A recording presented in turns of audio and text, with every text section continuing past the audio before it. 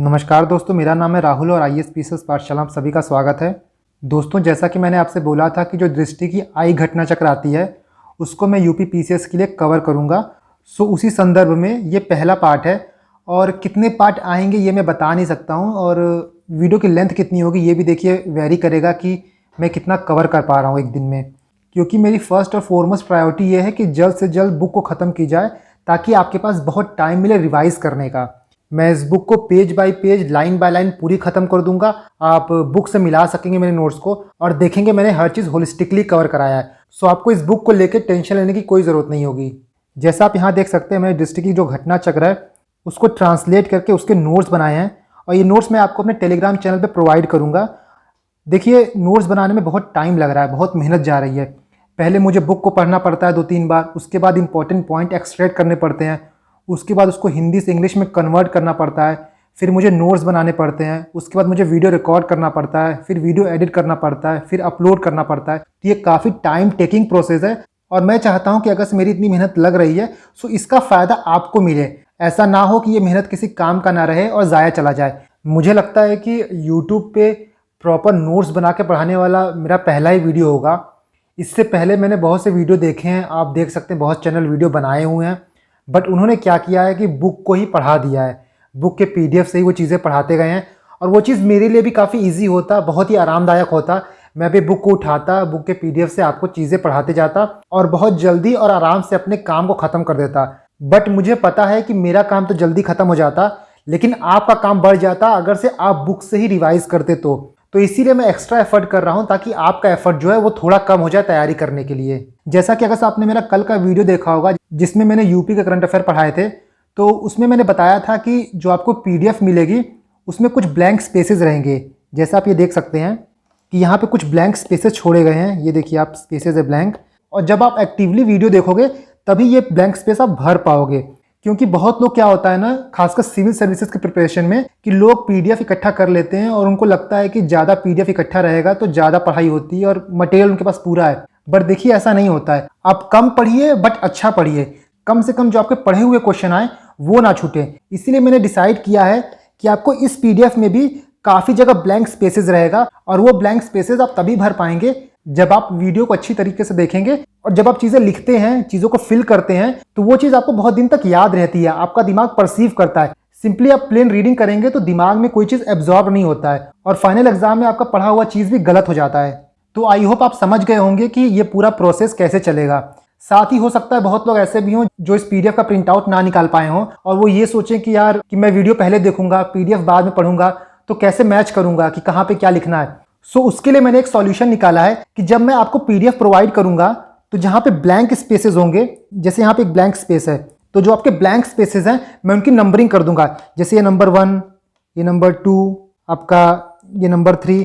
तो जब आप वीडियो देखिए तो क्या करिए कि अपने साथ एक ब्लैंक पेज ले लीजिए और उस ब्लैंक पेज में आप नंबर 1 और वो भर दीजिए, नंबर 2 जो रहेगा वो भर दीजिए। बाद में जब आप PDF डाउनलोड करेंगे टेलीग्राम से तो वो चीज नंबरिंग वहां डाल दीजिएगा। तो इससे क्या होगा कि 2-2 बार चीजें रिवाइज होंगी और एक बार वीडियो देखने के बाद प्लस PDF पढ़ने के बाद वो पार्ट आपका खत्म हो जाएगा। और आई होप कि आपको इससे बहुत फायदा मिलेगा, क्योंकि मैं चाहता हूं कि मेरे साथ आप भी एक्टिवली पार्टिसिपेट करें और जो मैं पढ़ा रहा हूं, मैं मेहनत कर रहा हूं, आप मेहनत कर रहे हैं, उसका फायदा आपको एग्जाम में देखने को मिले। आई होप आप समझ गए होंगे। तो जो मेन पॉइंट होगा जहां से क्वेश्चन आएंगे एग्जाम में, मैं उन्हीं पॉइंट पे ब्लैंक स्पेस रखूंगा ताकि उसको जब आप भरिए तो आपको याद रहे और एग्जाम में आए तो आपका गलत बिल्कुल ना हो। जैसे फॉर एग्जांपल आपका ये पेज है, तो यहाँ पे देखिए कि अटल इनोवेशन मिशन जो है वो नीति आयोग के अंदर आता है। तो ये बहुत इंपॉर्टेंट क्वेश्चन है और कई बार पूछा जा चुका है। तो मैं क्या करूंगा कि जो आपका ये नीति आयोग है ना, इसी को मैं ब्लैंक कर दूंगा और यहाँ पे लिख दूंगा नंबर 1। तो जब आप वीडियो देखेंगे तो आप ब्लैंक पेज लेके नंबर 1 नीति आयोग ये लिख लीजिएगा, बाद में PDF में फिलअप कर लीजिएगा। तो इससे आपको बहुत फायदा होगा। ये आप एग्जाम के दिन देखिएगा। So if you consider this video is helping you in any way, then please consider liking this video। और आप मेरे चैनल को सब्सक्राइब भी कर सकते हैं, क्योंकि क्या होता है जब आप वीडियो को लाइक करते हो तो मुझे एक मोटिवेशन आता है, मुझे प्रोत्साहन मिलता है कि मैं जल्दी जल्दी पार्ट लाऊं और जल्दी से इस वीडियो को खत्म कर दूं। सो वीडियो को लाइक करिए और वीडियो को शेयर करिए ताकि जिनके पास रिसोर्स नहीं है पढ़ने का, उनको एक रिसोर्स मिल जाए, उनको एक साधन मिल जाए करंट अफेयर खत्म करने का। तो ठीक है, चलिए हम आगे बढ़ते हैं। तो सबसे पहले हम देखिए कि नेशनल करंट अफेयर्स के बारे में। तो नेशनल करंट अफेयर में आपका पहला पॉइंट है कि अटल न्यू इंडिया चैलेंज 2.0। तो अटल न्यू इंडिया चैलेंज जो है वो अटल इनोवेशन मिशन का एक फ्लैगशिप प्रोग्राम है। और आपका अटल इनोवेशन मिशन किसके द्वारा स्टार्ट किया गया है? तो नीति आयोग द्वारा स्टार्ट किया गया है। और अटल इनोवेशन मिशन का मैंडेट क्या है? To promote culture of innovation and entrepreneurship in country. नवाचार एवं उद्यमिता की संस्कृति को देश में बढ़ावा देना, ये आपका अटल इनोवेशन मिशन का मैंडेट है। तो आपका जो ये अटल न्यू इंडिया चैलेंज है, ये दूसरा संस्करण है। इसका पहला संस्करण जो हुआ था वो 2018 में हुआ था और 28 अप्रैल 2022 में इसका फेज 1 स्टार्ट किया गया, मतलब 2.0 का फेज 1 स्टार्ट किया गया है। इसका एम क्या है? To select, support and nurture tech based innovation. और इस टेक्नोलॉजी बेस्ड इनोवेशन से जो कुछ नेशनल चैलेंज है, सोसाइटल रेलेवेंस चैलेंज है, उनको डील किया जाएगा, उनको सॉल्व किया जाएगा। जो आपका ANIC है, मतलब अटल न्यू इंडिया चैलेंज, इसको 5 मिनिस्ट्री के सपोर्ट के साथ लॉन्च किया गया है। तो पहला आपका जल शक्ति मिनिस्ट्री, दूसरा ministry of agriculture and farmer welfare, तीसरा आपका है ministry of housing urban affair, चौथा है कि मिनिस्ट्री ऑफ रोड ट्रांसपोर्ट और पांचवा है आपका मिनिस्ट्री ऑफ रेलवे। आपका ये जो अटल न्यू इंडिया चैलेंज है, ये 7 सेक्टर में 18 चैलेंजेस से डील करेगा। आपके 7 सेक्टर कौन कौन से हैं? तो E mobility, road transportation, space technology, sanitation technology, medical devices and equipment, waste management और एग्रीकल्चर। ये 7 सेक्टर के जो 18 चैलेंजेस है, उनको सॉल्व करने में हेल्प करेगा अटल न्यू इंडिया चैलेंज। थोड़ा हम अटल इनोवेशन मिशन की बात कर लेते हैं। तो अटल इनोवेशन मिशन के अंदर और कौन कौन से इनिशिएटिव हैं? तो Atal tinkering labs, Atal incubation centers, Atal new India challenge आप देख ही रहे हैं, Atal community innovation center, mentor India challenge और लास्ट आपका अराइज है। आप मुझे कमेंट सेक्शन में बताइए कि अराइज जो है उसका फुल फॉर्म क्या है। नेक्स्ट देखते हैं हम। नेक्स्ट आपका रायसीना डायलॉग 2022 के बारे में है। इस डायलॉग का आपका 7th एडिशन 25 अप्रैल से लेकर 27 अप्रैल के बीच में ऑर्गेनाइज किया गया था। बेसिकली रायसीना डायलॉग डील किससे करता है? तो जियो पॉलिटिकल, जियो इकोनॉमिक चैलेंजेस जो हैं उनसे डील करने के लिए ये डायलॉग होता है। इसको ऑर्गेनाइज कौन करता है? तो ऑब्जर्वर रिसर्च फाउंडेशन और मिनिस्ट्री ऑफ एक्सटर्नल अफेयर्स को ज्वाइंटली ऑर्गेनाइज करती हैं। आपका जो 2022 का कॉन्फ्रेंस था, ये इन पर्सन फॉर्मेट था, मतलब लोग मिले थे। लेकिन जो 2021 में हुआ था वो वर्चुअल फॉर्मेट था ड्यू टू कोविड। ये आपका 7वां एडिशन है, जैसा मैंने बता दिया था। सबसे पहला एडिशन आपका 2016 में हुआ था, उसके बाद जो आपका लास्ट था वो 2021 था। इस बार का आपका थीम क्या था? तो टेरा नोवा, इम्पैशन्ड, इम्पेशेंट और इम्पेरिल्ड। थीम आप याद रखिएगा, इंपॉर्टेंट है, कई बार पूछ लेता है। इस कॉन्फ्रेंस के चीफ गेस्ट कौन थे? तो यूरोपियन कमीशन की प्रेसिडेंट जो है उर्सुला वॉन देर लेयन, ये इसके चीफ गेस्ट थे इस बार। इसके बाद इस डायलॉग के 6 पिलर हैं। देखिए 6 पिलर एग्जाम में नहीं आ सकते हैं, मुझे नहीं लगता, बट मैंने लिख दिया है क्योंकि मैं बहुत होलिस्टिक कवरेज करा रहा हूँ, सो कुछ मिस नहीं करना चाहता हूँ। तो 6 पिलर आपके कौन कौन से हैं? तो rethinking democracy, end of multilateralism, communities inc, achieving green transition, समोवन वर्सेस गॉलिथ और 6th वन आपका है वाटर कॉकस। ये डायलॉग तो इंडिया में हुआ था, बट इसके साथ साथ 2 और साइड इवेंट जो है ऑर्गेनाइज किए गए थे। कहाँ पे? बर्लिन में और वाशिंगटन DC में। कुछ इंपॉर्टेंट स्पीकर्स का नाम आप याद रख लीजिए जो इस डायलॉग में पार्टिसिपेट किए थे। तो कार्ल बिल्ट हैं जो फॉर्मर स्वीडन PM है, स्टीफन हार्पर हैं जो फॉर्मर कैनेडियन PM है, मोहम्मद नशीद हैं जो मालदीव्स के फॉर्मर प्रेसिडेंट हैं। इसके बाद है एंथनी एबॉट, ये ऑस्ट्रेलिया के फॉर्मर PM थे। इसके बाद इस डायलॉग में 90+ कंट्रीज से 210+ स्पीकर ने पार्टिसिपेट किया था। ये आपका जो डायलॉग है ना, ये शांग्रीला डायलॉग से इंस्पायर्ड है। शांग्रीला डायलॉग आपका सिंगापुर में होता है, सिंगापुर में एक होटल है शांग्रीला, वहीं पे वो डायलॉग होता है, इसीलिए उसका नाम है शांग्रीला डायलॉग। इसके बाद आपका 24 अप्रैल को, मतलब नेशनल पंचायती राज दिवस के दिन, प्रधानमंत्री मोदी ने जम्मू कश्मीर का विजिट किया था और अपनी विजिट में उन्होंने बहुत प्रोजेक्ट अनाउंस किए थे, तो उसके बारे में हम देखेंगे। और साथ ही वो जम्मू कश्मीर की जो संभा डिस्ट्रिक्ट है, वहां पे पल्ली पंचायत है, वहां से ग्राम सभा को एड्रेस किया था। तो आप याद रखिएगा कहां से एड्रेस किया था, तो पल्ली पंचायत, संभा डिस्ट्रिक्ट। तकरीबन 20,000 करोड़ के प्रोजेक्ट का शिलान्यास किया है उन्होंने। कुछ प्रोजेक्ट हम देख लेते हैं। तो पहला आपका है बनिहाल काजीगुंड रोड टनल, ये आपका 3100 करोड़ का प्रोजेक्ट है। इस टनल की लेंथ आपकी 8.45 किलोमीटर है। ये आपका ट्विन ट्यूब टनल है और ये टनल आपका बनिहाल से काजीगुंड का जो डिस्टेंस है उसको 16 किलोमीटर तक रिड्यूस कर देगा। नेक्स्ट आपका है रतले हाइड्रो इलेक्ट्रिक प्रोजेक्ट, ये आपका 850 मेगावाट का प्रोजेक्ट है जो कि चिनाब रिवर पे है। कौन से डिस्ट्रिक्ट में? तो किश्तवाड़ डिस्ट्रिक्ट में लोकेटेड है। ये आपका प्रोजेक्ट जो है ये run of the river project है। Run of the river project वो होता है जहां पे रिवर के वाटर के नेचुरल फ्लो का हम लोग यूज करते हैं, एलिवेशन का यूज करते हैं टू जनरेट इलेक्ट्रिसिटी। इसके बाद आपका क्वार हाइड्रो इलेक्ट्रिक प्रोजेक्ट है, ये 540 मेगावाट का प्रोजेक्ट है। ये भी आपका चिनाब रिवर पे है और किश्तवाड़ डिस्ट्रिक्ट में लोकेटेड है। नेक्स्ट आपका दिल्ली अमृतसर कतरा एक्सप्रेसवे का इनॉग्रेशन किया गया है। ये एक्सप्रेसवे आपका 669 किलोमीटर लंबा है।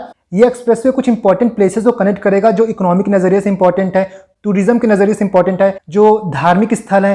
जैसे कुछ प्लेसेस आपके अंबाला हो गए, चंडीगढ़ हो गए, मोहाली हो गए, पटियाला हो गया, लुधियाना, जालंधर, कपूरथला, कठुआ। और ये प्रोजेक्ट आपका 7500 करोड़ की लागत से बनने का प्लान है। जो लोग वैष्णो देवी गए होंगे वो कटरा के बारे में जरूर सुने होंगे। इसके बाद पांचवा है आपका अमृत सरोवर इनिशिएटिव। मैंने इसको अपने यूपी करंट अफेयर में भी कवर कराया था, तो वहां से आप देख लीजिएगा। और जो यूपी का रामपुर है वहां पे इंडिया का पहला अमृत सरोवर जो है वो बनाया गया है। उस वीडियो को देख लीजिएगा तो आपको समझ में आ जाएगा। बेसिकली अमृत सरोवर इनिशिएटिव है क्या? टू रिजुविनेट वाटर बॉडीज, मतलब कि 15 अगस्त 2023 तक प्लान है कि 75 सरोवर या वाटर बॉडी डेवलप करना है in each district of a country. Her district में मिनिमम 75 सरोवर, 75 वाटर बॉडी डेवलप करना है। आपके हर सरोवर का एरिया जो है वो मिनिमम 1 एकड़ होना चाहिए, मतलब 0.4 हेक्टेयर होना चाहिए। और उसकी जो वाटर होल्डिंग कैपेसिटी होनी चाहिए वो आपका 10,000 क्यूबिक मीटर होना चाहिए। इसके बाद आपकी एक स्टेट लेवल एजेंसी है जिसका नाम है बिसागन, वो अमृत सरोवर पोर्टल को भी डेवलप कर रही है टू ओवरलुक द प्रोजेक्ट। बिसागन का फुल फॉर्म क्या है आपका? तो Bhaskaracharya institute for space application and geo informatics. इसके बाद देखिए जो पल्ली पंचायत की मैंने बात की है, जहां से मोदी जी ने अपना भाषण दिया है, ग्राम सभा को एड्रेस किया है, वो आपका फर्स्ट कार्बन न्यूट्रल पंचायत बन गया है। और इंडिया का टारगेट है कि 2070 तक इंडिया को कार्बन न्यूट्रल बनना है। नेक्स्ट देखिए कि आसाम के जोरहाट डिस्ट्रिक्ट में इंडिया का पहला प्योर ग्रीन हाइड्रोजन प्लांट लगाया जाएगा बाई OIL। OIL मतलब ऑयल इंडिया लिमिटेड। और ये जो हाइड्रोजन प्लांट रहेगा ये 99.99% प्योर हाइड्रोजन को प्रोड्यूस करेगा। इसकी प्रोडक्शन कैपेसिटी क्या है? तो 10 kg पर डे। ये 10 kg से लेके 30 kg पर डे तक वेरी करता रहेगा। यहाँ सबसे बड़ा सवाल आता है कि ग्रीन हाइड्रोजन है क्या? तो बेसिकली ग्रीन हाइड्रोजन उसको कहते हैं कि जब हम लोग हाइड्रोजन को प्रोड्यूस करने के लिए हाइड्रोजन के प्रोडक्शन में कोई भी कार्बन एमिशन नहीं करते हैं, कोई भी ग्रीन हाउस गैस का एमिशन नहीं करते हैं, तो उस हाइड्रोजन को हम लोग कहते हैं ग्रीन हाइड्रोजन। और ये प्लांट जो है वो OIL ने रिकॉर्ड 3 महीने में स्टैब्लिश किया है। ये हाइड्रोजन प्लांट जो है उसको हाइड्रोजन बनाने के लिए इलेक्ट्रिसिटी चाहिए, तो कहां से मिलेगी? तो सोलर प्लांट से मिलेगी, जो कि 500 किलोवाट का है। और ये सोलर प्लांट जो है वो 100 किलोवाट का अनायन एक्सचेंज मेम्ब्रेन यूज करेगा। और पहला इंडिया में ऐसा कोई प्लांट है जो कि अनायन एक्सचेंज मेम्ब्रेन यूज कर रहा है हाइड्रोजन बनाने के लिए। इसके बाद यहाँ देखिए ग्रीन हाइड्रोजन होता क्या है? तो hydrogen produce using renewable electricity, मतलब एमिशन जीरो हो या फिर बहुत कम हो। इसके बाद देखिए आपकी smart city smart urbanization conference को ऑर्गेनाइज किया गया by Surat smart city cooperation development limited और ministry of housing and urban affair. इन दोनों के कोलैबोरेशन में ये कॉन्फ्रेंस बनाया गया। स्मार्ट सिटी मिशन के बारे में बात करें तो ये 25 जून 2015 को लॉन्च हुआ था। और बेसिकली इसका मैंडेट क्या है? To develop smart and sustainable cities. ये जो आपका कॉन्फ्रेंस हुआ, यहाँ पे अर्बन आउटकम फ्रेमवर्क 2022 को रिलीज किया गया। और इस फ्रेमवर्क में क्या क्या चीज इंक्लूडेड है? तो ease of living, municipal performance index, data maturity और लास्ट आपका climate smart city assessment framework. तो ये चीजें इंक्लूडेड है किसमें? Urban outcome framework 2022। साथ ही वर्ल्ड इकोनॉमिक फोरम और स्मार्ट सिटी मिशन ने मिलकर एक वर्चुअल हब डेवलप किया है for collaboration on urban transformation. जो शहरीकरण है उसको अच्छे से ट्रांसफॉर्म करने के लिए, उसको लुकआउट करने के लिए कि डेवलपमेंट आपका सही दिशा में हो रहा है कि नहीं हो रहा है, उसके लिए एक वर्चुअल हब बनाया गया है स्मार्ट सिटी मिशन द्वारा। किसके साथ कोलैबोरेशन में? तो वर्ल्ड इकोनॉमिक फोरम आपका। इस कॉन्फ्रेंस में एक पोर्टल को भी लॉन्च किया गया जिसका नाम है एम्पलीफाई पोर्टल। ये एम्पलीफाई पोर्टल बेसिकली जो महुआ है ministry of housing and urban affair, उसका इंटीग्रेटेड डेटा पोर्टल है ये। साथ ही इस कॉन्फ्रेंस में India smart city award contest winner जो 2020 में विनर थे उनको सम्मानित किया गया। तो अगर इस कॉन्टेस्ट के विनर को देखें तो सूरत इंदौर को बेस्ट सिटी का अवार्ड मिला था, यूपी को बेस्ट स्टेट का अवार्ड मिला था और चंडीगढ़ को बेस्ट यूटी का अवार्ड मिला था। तो ये आपका रहा smart city smart urbanization 2022 conference के बारे में। इसके बाद आप देखिए कि जम्मू कश्मीर का जो सांबा डिस्ट्रिक्ट है वो इंडिया का फर्स्ट डिस्ट्रिक्ट बन गया है जहां पे 100% हाउस होल्ड जो है वो आयुष्मान भारत PM जन आरोग्य योजना सेहत स्कीम के अंदर एनरोल्ड है। तो पहला डिस्ट्रिक्ट कौन सा है आपका? तो सांबा डिस्ट्रिक्ट जम्मू एंड कश्मीर में। अगर हम इस स्कीम की बात करें तो ये वर्ल्ड की लार्जेस्ट हेल्थ इंश्योरेंस स्कीम है। इसमें आपको एक गोल्डन कार्ड मिलेगा, जो उसके बेनिफिशियरी रहेंगे उनको एक गोल्डन कार्ड मिलेगा। और इस स्कीम के अंदर एक परिवार जो है वो 1 साल में 5 लाख का फ्री ट्रीटमेंट करवा सकती है। नेक्स्ट आपका है कि आंध्र प्रदेश में 13 नए जिले बनाए गए। अब जिलों की संख्या जो है वो 26 हो गई है। और अगर आप आंध्र प्रदेश की बात करें तो यहाँ पे लोकसभा की कितनी कॉन्स्टिट्यूएंसीज है? तो 25 कॉन्स्टिट्यूएंसीज है। तो जब ये जिले बनाए जा रहे थे तो एक नोटिफिकेशन निकाला गया था जो था Andhra Pradesh district formation act 1974। इसके अंतर्गत ये बोला गया कि जो एग्जिस्टिंग डिस्ट्रिक्ट की बाउंड्री है अब उसको ब्रेक डाउन करके फिर से रीऑर्गेनाइज किया जाएगा ताकि जो नए जिले बने गए हैं उनको अकोमोडेट किया जा सके। नेक्स्ट आपका देखिए कि नागालैंड देश का पहला जहां पे पेपरलेस असेंबली है, मतलब वहां पे लोगों को टैबलेट दिया जाएगा काम करने के लिए। अब वहां पे पेपर यूज नहीं होगा। इसका मतलब यह है कि नागालैंड ने नेशनल ई विधान एप्लीकेशन प्रोग्राम को पूरी तरह से इंप्लीमेंट कर लिया था। और ये प्रोग्राम सेंट्रल गवर्नमेंट का प्रोग्राम है। डिजिटल इंडिया के अंदर ये प्रोग्राम आता है जिसके थ्रू गवर्नमेंट जो है वो पेपरलेस गवर्नेंस को प्रमोट कर रही है। तो नागालैंड आपका 19 मार्च 2022 को पेपरलेस बना। और अगर नागालैंड असेंबली की बात करें तो 60 मेंबर हैं। इसके बाद हम बात करते हैं Skoch state of governance report का 2021 के बारे में। तो ये स्कॉच ग्रुप द्वारा पब्लिश की जाती है और ये एक थिंक टैंक है जो कि न्यू दिल्ली में स्थित है। और इस रिपोर्ट कार्ड में वो देखते हैं कि जो डिफरेंट स्टेट गवर्नमेंट है वो डिफरेंट लेवल पे कैसा काम कर रहे हैं डिफरेंट प्रोजेक्ट्स को लेके। तो इस रिपोर्ट कार्ड की बात करें तो इसमें 4 कैटेगरी बनाई गई है। 4 कैटेगरी के स्टेट हैं, स्टार, परफॉर्मर, कैचिंग अप और अदर्स स्टेट। आपके टॉप 5 स्टार रेटिंग स्टेट कौन से हैं? तो आंध्र प्रदेश, वेस्ट बंगाल, उड़ीसा, गुजरात और आपका महाराष्ट्र। आंध्र प्रदेश की बात करें तो ये दूसरी बार हुआ है कि जब ये टॉप कर रहा है। इसके बाद आप देखिए परफॉर्मेंस स्टेट कौन कौन से हैं, तो यूपी, तेलंगाना, एमपी, असम, हिमाचल प्रदेश। आप याद रखिएगा कि यूपी जो है वो परफॉर्मर स्टेट है। यूपी का 2020 में जो रैंक था वो 6वां था और 2021 में रैंक जो है वो 7वां हो चुका है। लास्टली 2-3 स्टेट जो ऐसे हैं जो कैचिंग अप स्टेट है, कौन कौन से हैं वो? बिहार, हरियाणा और जम्मू कश्मीर। तो इसको आप याद रखिएगा। नेक्स्ट है आपका कि 5 स्टेट में असेंबली इलेक्शन हुए हैं, तो उनके बारे में थोड़ा बेसिक जानकारी जान लेते हैं।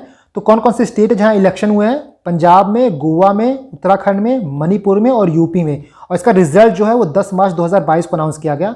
तो चलिए एक एक स्टेट को देखते हैं। पंजाब की बात करें तो पंजाब में इलेक्शन जो है वो एक फेज में हुआ था 20 फरवरी को। पंजाब में टोटल सीटें 117 हैं और यहाँ की जो विनर पार्टी थी वो कौन थी? आप, जिसको 42.01% वोट मिला था और इसको सीटों में बदले तो 92 सीट मिले थे। और यहाँ के सीएम जो है वो भगवंत मान इलेक्ट हुए हैं। एक और फैक्ट की बात करें तो आप जो है वो पहली ऐसी रीजनल पार्टी बन गई है जो कि 2 स्टेट में गवर्नमेंट फॉर्म की है। एक है आपका दिल्ली और दूसरा आपका है पंजाब। नेक्स्ट बात करें गोवा का, तो गोवा का इलेक्शन भी आपका एक फेज में हुआ था 14 फरवरी 2022 को। गोवा में टोटल सीटें जो हैं वो 40 हैं और गोवा की विनर पार्टी कौन सी थी? तो बीजेपी थी, जिसको 33.31% वोट मिला था। इसको सीटों में बदले तो 20 सीटें बीजेपी ने जीती थी। और वहां के सीएम कौन इलेक्ट हुए? तो प्रमोद सावंत, ये दूसरी बार सीएम इलेक्ट हुए, इससे पहले भी वही थे। इसके बाद बात करें तो यूके की, यूके मतलब उत्तराखंड। यहाँ का इलेक्शन आपका 14 फरवरी 2022 को हुआ था एक फेज में ही। कितने सीटों पर इलेक्शन हुआ था? तो 70 सीटों में इलेक्शन हुआ था। कौन सी पार्टी विनर थी? तो बीजेपी विनर थी। वोट शेयर कितना था? तो 44.33%, जो कि 47 सीट। और एक बार फिर से पुष्कर धामी जी दूसरी बार सीएम बन के आए हैं। इसके बाद हम बात करें मणिपुर की, तो मणिपुर का इलेक्शन 2 फेज में हुआ था 28 फरवरी और 5 मार्च को। 7 सीटों पर इलेक्शन हुआ था। बीजेपी विनर रही थी और 37.83% वोट मिला था उसको, जो कि 32 सीट। बीरेन सिंह जो है वो सीएम बने, जो कि दूसरी बार सीएम बन रहे हैं लगातार। नेक्स्ट हम बात करें यूपी की, तो यूपी को थोड़ा डिटेल में देखेंगे। तो यूपी का इलेक्शन जो है वो 7 फेज में हुआ था 10 फरवरी से लेकर 7 मार्च के बीच में, और ये 18वां असेंबली इलेक्शन था। इसके पहले जो आपका 17वां असेंबली था उसका डिसोल्यूशन का डेट क्या था? तो 14 मई को था। टोटल सीट कितनी है यूपी में? तो 403 है, जिसमें से 84 आपकी एससी हैं और 2 एसटी हैं। यूपी में आपकी बीजेपी विनर रही, जिसको वोट शेयर कितना मिला? तो 41.3% मिला, 255 सीट के। कुछ और फैक्ट की बात करें तो साहिबाबाद कॉन्स्टिट्यूएंसी में सुनील कुमार शर्मा जो बीजेपी के कैंडिडेट थे वो रिकॉर्ड 2,14,835 वोटों के मार्जिन से जीते हैं, जो कि एक रिकॉर्ड है, नेशनल रिकॉर्ड है। इससे पहले इतने वोट मार्जिन से कोई नहीं जीता है। नेक्स्ट आपका हरचंद्रपुर के राहुल राजपूत और सैदपुर के अंकित भारती, ये 2 लोग जो है वो यंगेस्ट एमएलए इलेक्ट हुए हैं, जो कि सपा पार्टी से हैं। इनकी उम्र जो है 25 साल है। इसके बाद निजामाबाद सीट से आलम बद्दी जो है वो ओल्डेस्ट एमएलए इलेक्ट हुए हैं। तो ये पूरी बात रही यूपी का जो असेंबली इलेक्शन हुआ था उसके बारे में। नेक्स्ट आप देखिए कि नेशनल लैंड मोनेटाइजेशन कॉर्पोरेशन, राष्ट्रीय भूमि मुद्रीकरण निगम, इसको फॉर्म करने का कैबिनेट ने अप्रूवल दे दिया है। जैसा कि आपने मेरे बजट का लेक्चर देखा होगा तो उसमें मैंने बताया था कि गवर्नमेंट एक स्पेशल पर्पस व्हीकल बनाना चाहती है for monetization of government and surplus land holding of PSU. जो गवर्नमेंट के पास लैंड है, जो पीएसयू के पास खाली पड़ा हुआ लैंड है, उसको मोनेटाइज करना चाहती है गवर्नमेंट। ये कॉर्पोरेशन आपका फाइनेंस मिनिस्ट्री के अंदर काम करेगी। इसका ऑथराइज शेयर कैपिटल कितना है? तो 5,000 करोड़ है। और पेड अप कैपिटल कितना है? तो 150 करोड़ है। आपके ऑथराइज शेयर कैपिटल का मतलब क्या होता है कि maximum value of share company can legally issue to its share holder.